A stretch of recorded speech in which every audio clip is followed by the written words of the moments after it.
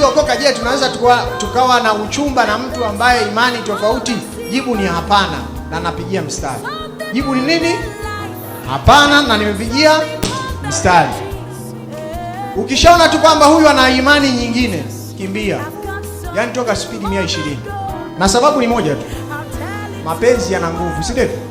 Tumekubaliana mapenzi yana nguvu.